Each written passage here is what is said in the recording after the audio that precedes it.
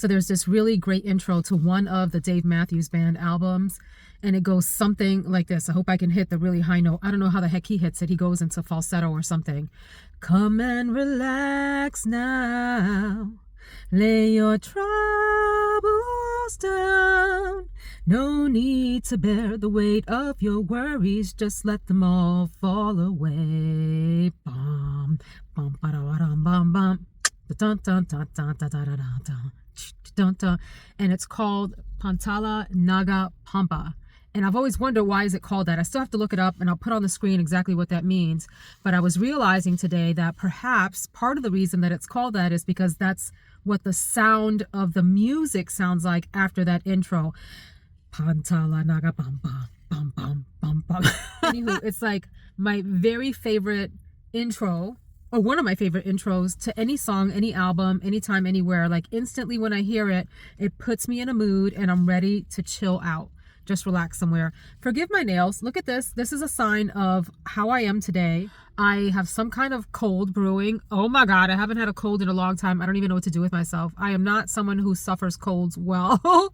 And, you know, nobody tells you this about aging, that everything snap, crackle, and pops all the time. Like you hear about that. Here I am just like falling apart. So yesterday I went to pick up laundry and I barely bent down. Barely. The laundry wasn't even that heavy. And my lower left back was like, no girl. No girl. You are no longer young. It's time for you to put the stuff down and go sit down somewhere. The pain that shot up through my back and has been with me since yesterday. Like I was trying to sleep last night and I was having so much trouble just getting comfortable, like finding a spot where my back wasn't throbbing. And I've had issues in this shoulder, like I had in this shoulder. If you've been watching this channel for a while, I had frozen shoulder a couple of years ago, and it took me a good long, maybe year and a half or so to fully recover from that frozen shoulder. I don't know if you remember that. I am squarely convinced now. Squarely convinced. Is that the expression? Fairly convinced. Squarely sounds right. We'll go with squarely. Squarely convinced that frozen shoulder. Well, we know that it's women in or around menopause experience frozen shoulder at a higher rate than men, their male counterparts, or than any other age group. But I'm also squarely convinced that it has to do with, or it's connected to, or something, insulin irregularities, okay, which I have suffered from. Anyway, this shoulder now is starting to act up, and I'm hoping that it truly is just like a pulled ligament or something in my shoulder, because I'm left-handed. So I use this arm to do everything, and I overdo it a lot. So I'm hoping it's not that I'm also getting frozen shoulder here, because it started here slowly. It developed like bit by bit, day by day, and then all of a sudden, well, I fell on it. I tripped down the stairs and bumped my shoulder into the banister really, really hard, and that like completely set it off. So anyway, I'm getting slow pain in this shoulder, and I'm hoping it's just me overusing this arm, but in combination with my lower back on the left hurting, I'm in a world of hurt. And now I'm getting a cold. I don't have the energy or the time for it. Anyway, tomorrow is Mother's Day. If I get to post this on Mother's Day, happy Mother's Day to all of the mothers out there and all of you who take care of children in need. Our foster parents, our aunts, our grandmothers, the friends, the female friends who take in the children as their own. A big hug to all of you for all that you do for your children. Happy Mother's Day. This is your day. So today my son and his friends met up at King's Dominion. I had to drive him up there to meet them. King's Dominion is like Busch Gardens or Six Flags, one of those kinds of theme parks with roller coasters and so forth. It's got some of the older roller coasters here. I think, am I making that up, on the East Coast? I think I'm making that up because they have a roller coaster, they used to, I think they shut it down, called the Rebel Yell, and it was a wooden roller coaster. And I think you could go forward or backward on it. I forget the details. I rode it many, many years ago when I came up to King's Dominion, back when I was living in Virginia Beach. Gosh, so this was probably 20-something years ago, 25 years ago or something that I went to King's Dominion. So it's been a long time. It was fun to drop him off with his two buddies. This was their first sort of outing without adults into something like that, like a theme park. Not just like hanging out at each other's houses and so forth. So it was like bittersweet to see my little baby, you know, going to do grown kids things without me. And I was happy for him and sad at the same time. Like, oh, I feel like it's the beginning of the end of his childhood era. I mean, he's 16 and he's got a little man's body and he's got a very deep voice and facial hair and all of that. Oh, let me tell you what's happening with my hand before you think I have gone crazy and you return me back to the asylum or something. So I have been peeling off my nail polish. So I've been doing this thing where I've been putting like a clear coat down, and it's supposed to be a base coat. And then I paint over that, and then I put the top coat on top. And it looks really beautiful for a while, but then I notice after a couple of days it starts to peel up. Those of you that paint your nails, do you have that issue if you use a base coat? Maybe I'm just using the wrong base coat and I actually need to use a primer instead of a base coat. So like they do at the nail salon where it kind of sinks into the ridges but doesn't create a whole nother layer. Maybe that's actually what I need. I am not a nail expert. So anyway, I was able to pull off all of the nail polish bits except for these three, so I look plumb crazy. Anyway, so I dropped them off at King's Dominion, and then I'm out here at Short Pump Mall, which is maybe the biggest mall in the Richmond area. We have a couple of others, but this is really like the premier mall, or it used to be anyway before COVID. Since COVID, or actually during COVID, the Nordstrom there closed down and a number of other stores closed down. It's actually back up and running, so it was a nice day, 70 degrees, a little light breeze without being cool or cold. Sun was shining, just gorgeous, and it was nice to see a mall alive again. Like, it's been that long, you know, since I've seen a mall like teeming with people and families. And this particular mall is very pretty. It's got some nice landscaping, some little like raised garden areas. It's got some fountains. It has a couple of areas where families, kids can play in like green spaces. It has a little choo-choo train that takes the kids around the mall. It's an open air mall. I should have said that, kind of like in California. And it's 2 stories and it's fairly big. It's not the biggest mall in America, of course, but it's a decent size and they've got some decent stores. So I was so excited to go to the mall. I haven't had a day to hang out at a mall by myself, with no one else bothering me, no one needing anything, no one waiting for me to come home. I mean, like, my husband's at home probably watching movies or whatever. My son's at King's Dominion. Our daughter is with her friends. And then, you know, our oldest son is out doing his own thing. So no one needed me. And I could just roam around the mall and buy whatever the hell I wanted. As much of it as I wanted. And I didn't have to listen to what anybody else thought about what I was picking up off of the hangers and things like that. How delightful is that? So sounds like bliss, right? There's a problem though. There's always a problem. First of all, I mean, I don't look my best, as you can see. I mean, I'm moisturized and all of that. I've got my sunscreen on, my glasses, my hat, a long t-shirt that's too big for me. And I've got, y'all, I look like a thrown away housewife. I've got, you know, leggings on and a big old t-shirt. These are Confele bras. Confele, I think it's called. We're going to talk about these because I learned about them through Lisa D1. And then I went and I found them on Amazon and I ordered a bunch. And I was like, could they really be as comfortable as she says? Is that actually possible? And the answer is yes. They arrived and they fit so well. So I bought mine in a medium. I guess I can show you now. I look crazy. They have this scalloped edge, but they don't have super formed like cups on them. But they have enough shape that they lift the ladies and have them looking decent. I mean, they don't look like Victoria's Secret models or anything, you know, but they look fine. They're cradled. It's a very sort of comfortable brassiere. And so I got a bunch of different nude ones, like a pinky nude to cream colored ones. Did I get a black one? No, I got like a taupey one. I probably bought like 5. And it's an interesting concept that they do it by like shirt sizes. Small, you know, medium, large, extra large, whatever. So I got a medium and it's perfect. My typical bra size is, I don't know, y'all. I'm like changing sizes. And so somewhere between like a 34 and 36. And the cup size is like a B plus. It's actually like a C cup. I used to be a D cup when I was heavier. So I got them in mediums and they are perfect. And so the cup like expands or contracts to meet your size. That's not what I'm talking about though. How did I get off on talking about some dang Confele bras? Confele. I highly advise them. I'll link them below if you're interested in trying them out on Amazon. The mall. The issue is, for me, I'm in between sizes and whatever. So like I'm either a size medium in some clothing. I'm typically a small now, like my tops. That's what I was looking for, tops. I wasn't looking for pants. And because I'm shopping in women's sections, I wonder if I could show y'all this Ferrari that just pulled up without being like I'm obviously recording this dude.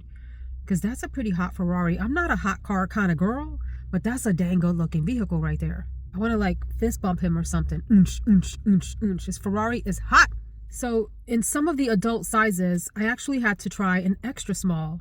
I have never in my entire life even been a small, much less an extra small.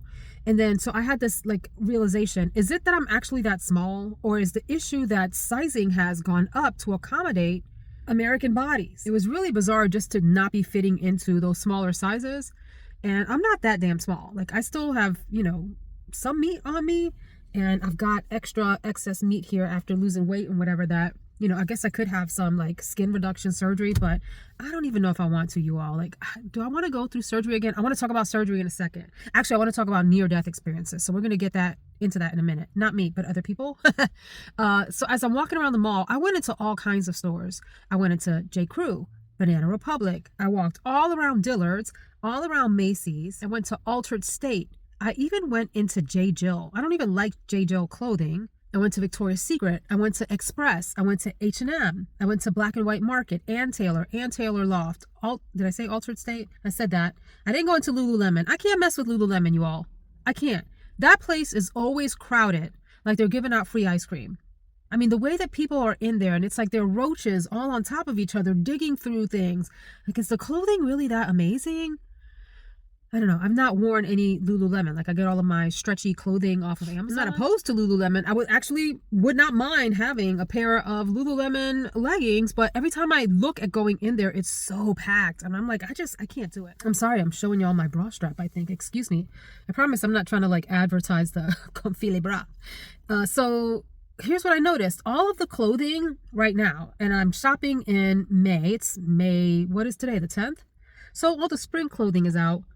Everything was either spring floral dresses, and I'm talking about some really pretty, cutesy, like pink patterns, twirl patterns, all kind of like sundressy, very like gauzy, flowy stuff. And that was all cute, but a lot of it felt a little bit too on the youthful side for me to feel comfortable wearing. There were some things I would actually wear, but I was like, well, that's not really what I'm looking for. I'm looking for tops that I could wear to do teleworking. That's such an old-fashioned way to say it. Teleworking, remote working, you know, like remote meetings, virtual meetings. That's the word I'm looking for. Holy cow. Virtual meetings. Like when I'm client facing, and maybe I want to wear a collared shirt or something, but that I could also use to film, and that I could also use just to hang out with a pair of jeans. So that's what I was in search of. And so these dresses just like weren't meeting the criteria for me. The other thing I noticed is it seems like the fashion du jour, the fashion of the moment, is frumpy. Frumpy. Everything I looked at well, most things, 99% of what I saw looked oversized and just frumpy. Are you seeing that at your mall too? And I'm like, is the problem that that's the fashion of the moment? Or is the problem that my tastes are changing? Or is the problem that our malls have just given up? Like, are they just not trying anymore? I remember that I used to go into like Express or The Limited or Banana Republic, and they had awesome work clothing, nice trousers, button-down shirts, blouses that were pretty and fitted and feminine. And is it that most people are remote working, or most people are not. So that can't even be an excuse, right? Like, there's a lot of people still going into the office and whatever. Are people just not carrying what they look going into the office anymore? Like, I'm just not understanding why everything on every shelf everywhere looked oversized and frumpy and very flowy. Like tops, I saw a lot of tops that you could take the two strings here, you know, like on the collar, and then tie them up. And the arms were very ballooned, and then the bottom kind of ballooned out as well. And not that I'm opposed to that, but it felt like that was everything. I didn't see anything that actually flattered your figure at all, except for maybe some of the dresses. And I'm like, but I'm not looking for dresses right now. I have dresses that I like and I'm excited to finally fit back into. So I don't want to go crazy purchasing new dresses. So yeah, I'm curious to know, what has been your experience? Have you been to a mall lately? How is your mall? Are people still there? People still come to the mall. I feel like of the 4 malls or so that we have in the area, 3 nearly closed down altogether during COVID. Like, I'm surprised that they survived. They had to change. So in one of our malls, the Sears, you know, went out of business completely. And that has not been replaced yet. So that big rear anchor space of that mall is still empty. And then there are like a lot of sneaker shops and stuff. And I don't have anything against sneakers, but I'm not looking for sneakers. And so the clothing stores that I like are here at short pump. But the clothing that they had, I was not feeling. I didn't like them. So I did walk around the entire mall. I went into a lot of stores, and actually the walking was really good for my lower back. Back to my pain chronicles. The walking was really good to sort of loosen up the stiffness of whatever madness I had done in my back yesterday lifting that laundry. So one thing I really wanted to chat with you all about, so you know how we get into things, like obsessed with different things here and there at different points in time. I have lately, and again, because I go through phases with this, been obsessed with near-death experience videos. I will link maybe a couple down below that particularly moved me. And it's kind of a touchy topic, especially on a channel like this where everyone is invited from all sorts of faiths and backgrounds. And the reason that it's tricky is I think there are a lot of us that have very strong beliefs about what happens after. Sorry, I keep showing y'all my brassiere strap. My apologies to you. Oh my gosh, that was one of like those Honda Civics where they put the mufflers on that do that backfire noise, that pop pop noise. I can't stand it. To me, that's very trashy. What do you think about that? I can't stand listening to it. I feel like it's an invasion of my hearing space, my audio space. So back to the near-death experiences. Many people have very strict, guided beliefs about what happens after we die based on their specific religious tradition that they grew up in. And they're not really open to hearing anything else. And in fact, hearing anything else to them feels blasphemous. And it feels like it goes against everything. And some people would even go so far as to call it evil or demonic, which I think is just kind of a little bit wild to me. Because I feel like in the end, this is my opinion, this is my belief rather, right? My belief is that in the end, all of our religions are like different branches of the same tree. And they all are really speaking about the same place of origin. And they are all ways of explaining where we all come from and where we all go back to and how we're supposed to behave here and treat each other and all of that. And, you know, I've studied a lot of different religions. I don't talk about that a lot on this channel because, like I said, it's a very touchy topic. But, you know, part of the reason that I am actually so open-minded about religious traditions is because I'm a firm believer that we're all talking about the same thing at the end, just in different ways. We're talking about it in different ways. Kind of like if you have a piece of chicken, you can cook that piece of chicken. You can fry it. You can boil it. You can grill it. You can air fry it. You can broil it. In the end, it gives you chicken. And it's all about the same idea, enjoying chicken. So anyway, I know that probably feels controversial to those of you that feel just one certain way about how the world works and who you're supposed to follow and obey and be obedient to and what happens after we pass and all of that. So if you feel that way and you don't want to listen to the rest of this video because it doesn't align with your beliefs, I totally understand that. And I'll see you in the next video. But for those of you that would like to hear a little bit more, I have been watching near-death experience channels, NDE channels. You can look it up on YouTube.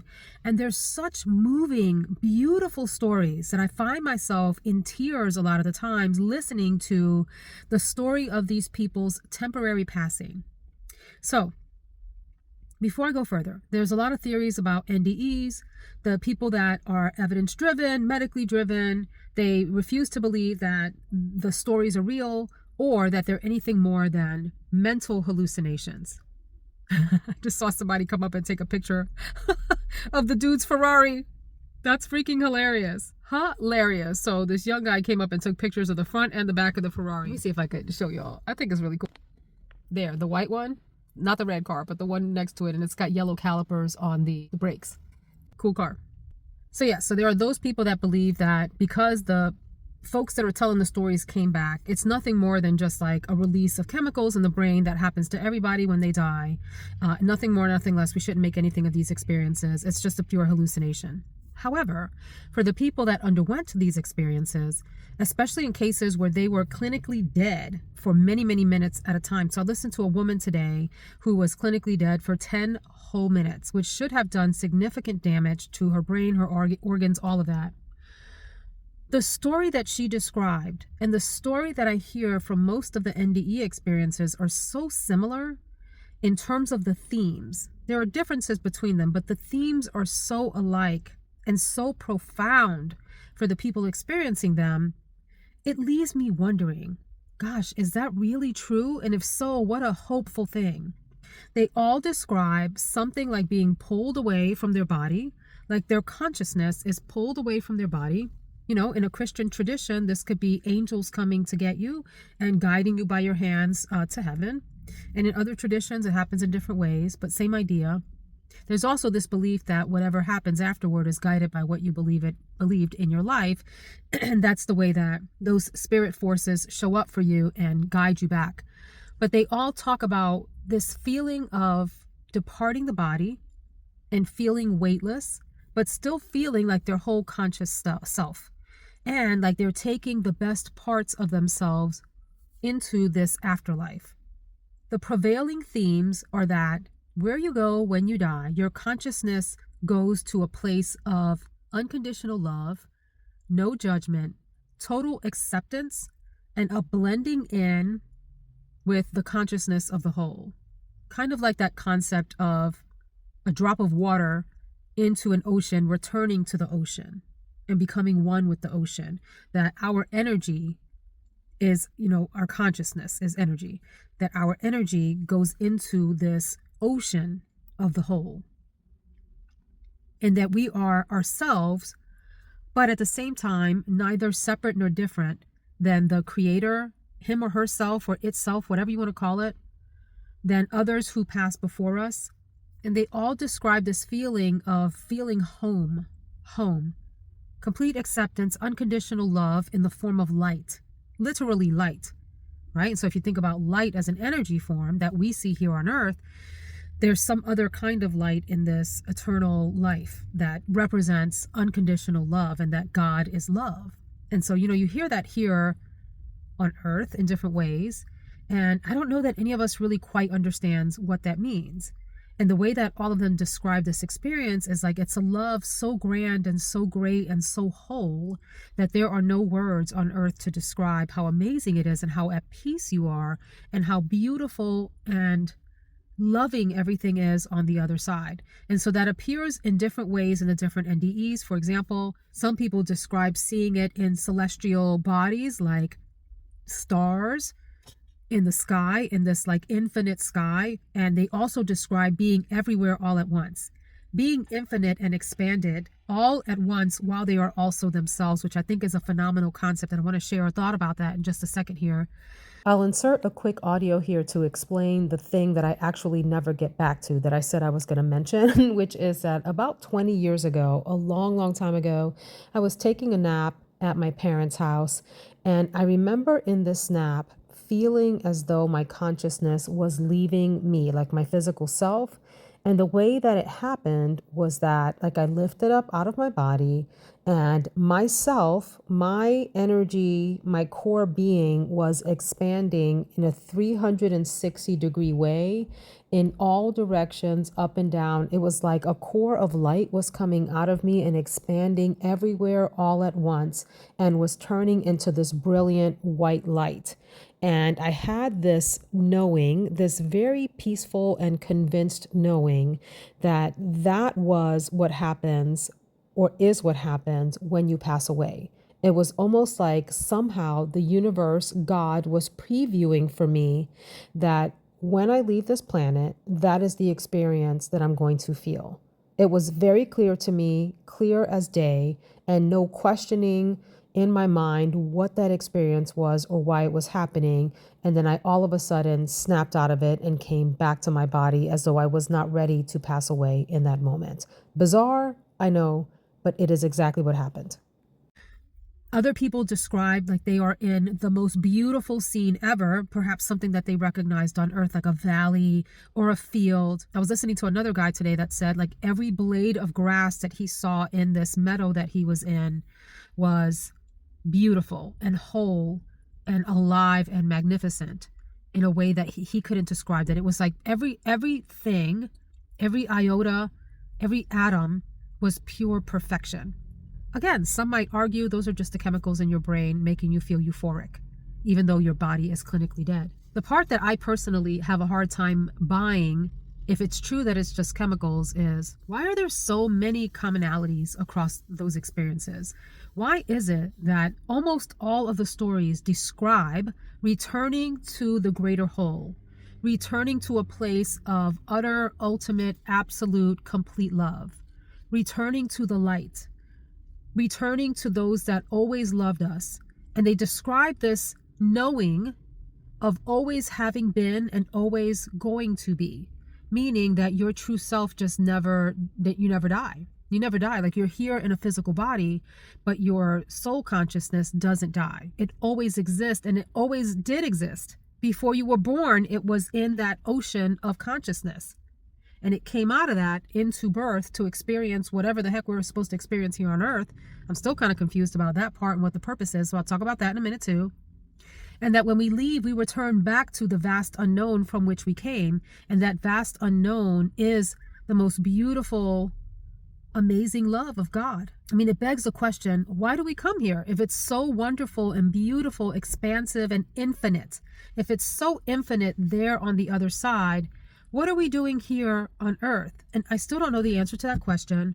One person, one of the NDEs, offered that the only purpose to being alive is to live. And I was like, I don't know what that means. I don't know what that means. As he described it further, I think he was trying to say that we are responsible for being present in the moment and experiencing all the beauty there is to experience here on earth. Obviously, our beauty comes also with a dark side. Sorry, there's a fire engine coming by. I don't know if you can hear that. Which reminds me of another Dave Matthews song, Funny the Way It Is When You Think About It. And he talks about how, in that song, how you might be having the best day of your life and yet somebody else is having their final day. You know, if somebody's house is on fire while you are birthing a baby or something, like the contrast of the world. Like, how timely was that as I'm talking about the both the good and the evil forces in the world. I mean, I don't believe that there are like demonic forces and things like that. I mean, that's just me. Like, I don't really think about things like that, but I do believe that there are loving approaches and then the opposite, okay, that are employed here on earth by people, and that we have choice to do that. And that's one of the unique things about being a human, that we have choice. We have the ability to think rationally and make decisions that could be based in love or something else. Anyway, that's a lot to break down. I don't really quite understand that all. I know that there are people who feel like they have it under control and they understand it, and that's great. I don't feel like that. In all of the religious study that I've done, all of the spiritual philosophy that I've studied, I still don't think that there are really adequate explanations for why there's so much horrific things, so many horrific things that happen in the world. And why, again, that theory that if we come from this infinitely and ever true loving place, why we would opt to come here and experience anything else. I kind of want to stay over on that side, right? Like that whole thing. So I don't know. But I find the stories so comforting. I find them very inspiring. And I think more than anything, they serve as reminders to me. When things do get ugly here, when people get ugly, when people get bogged down in absolute foolishness and treachery, it reminds me to stay grounded in knowing that we are made in Christianity, we're made in His image, in God's image. But if you broaden that a little bit more to include all religions, we are made in the image of the ever-loving Father, Mother, whatever births us, right?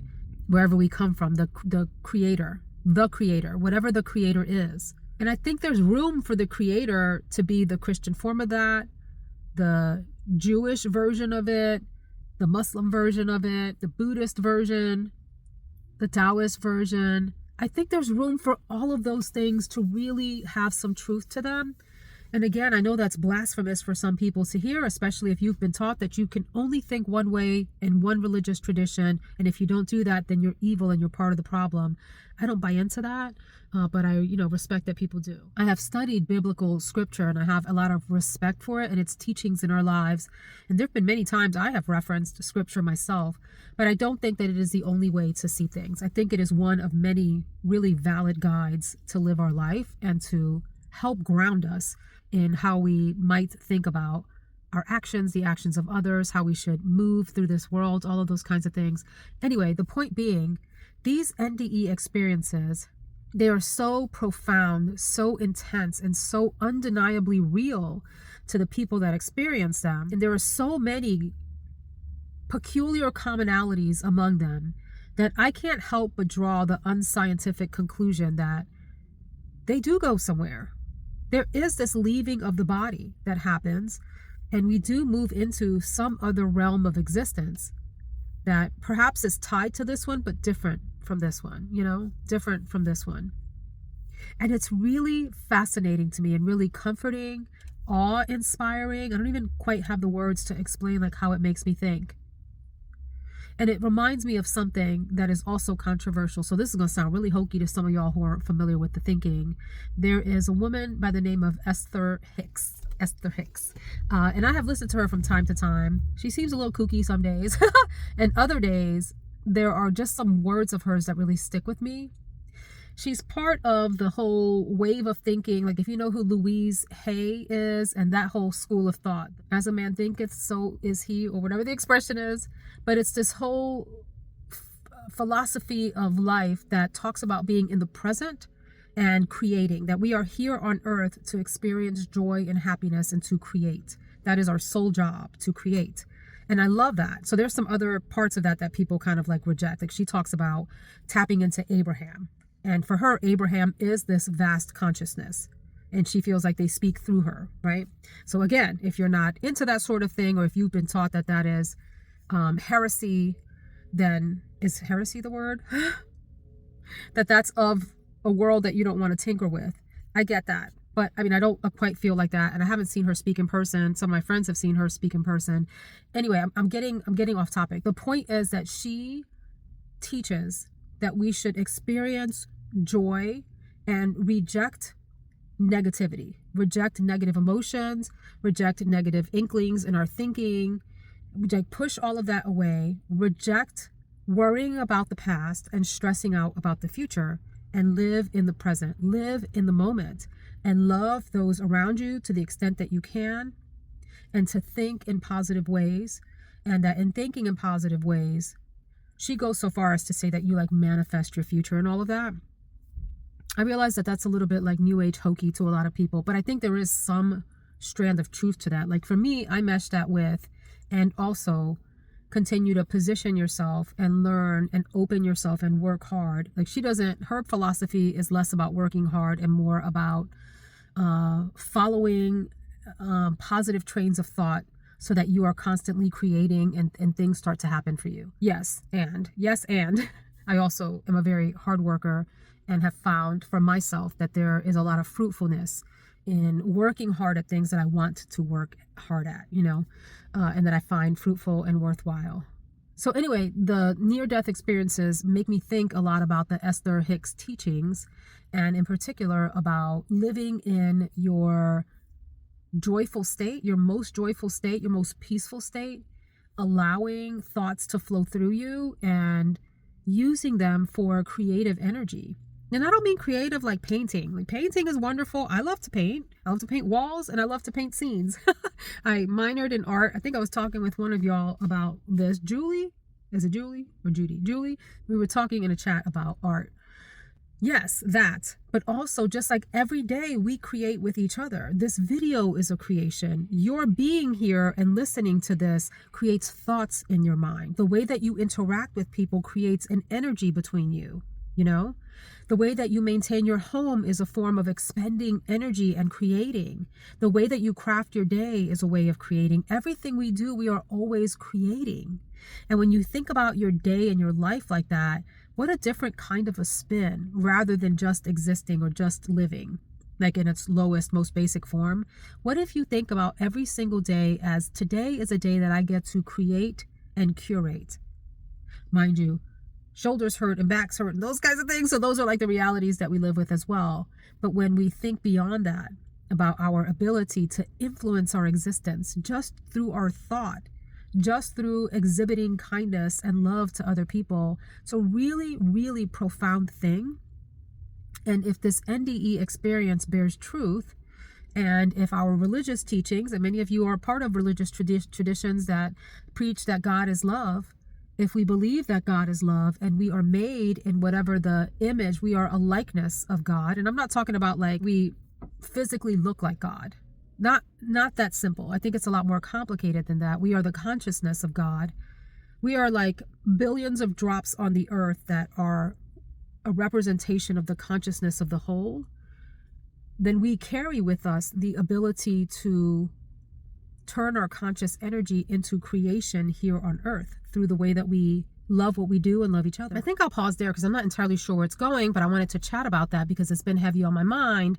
And these videos have been so touching and so inspiring to me and make me really want to be and plan to be more loving and kind more frequently, to live in the energy and in the space of creativity, positivity, and love a whole lot more than in judgment and negativity, and all of the things that are sort of like lower level, behave less like animals trapped in a cage, fighting for resources and goods and to be right all the time, and really live a life that is a little bit more evolved and closer to that consciousness, that godly, loving consciousness where we realize that we are all part of one.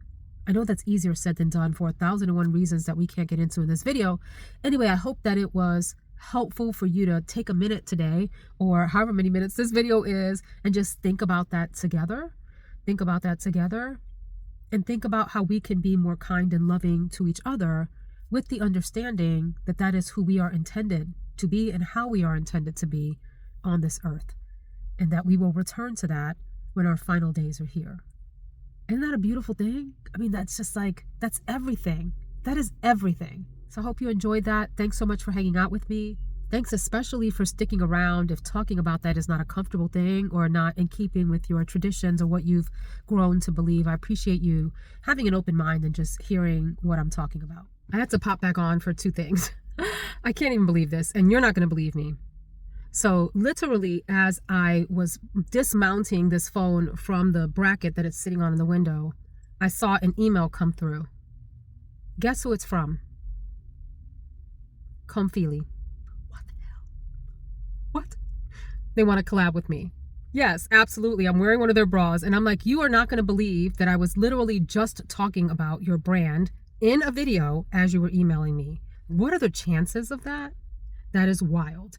The second thing that happened is, and this was weeks ago, Luxair reached out and said they were finally doing an affiliate program. Do you remember me talking about those shirts? Because I love those shirts. They're so comfortable, stupid expensive, but comfortable, and like my favorite shirts ever. They decided to start an affiliate program finally, and they reached out and asked, would you like to be part of our program? And I thought to myself, if this isn't something, absolutely yes, and more yes.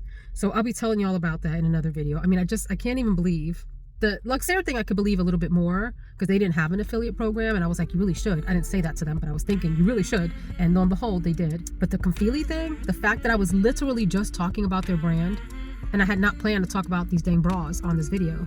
What are the chances?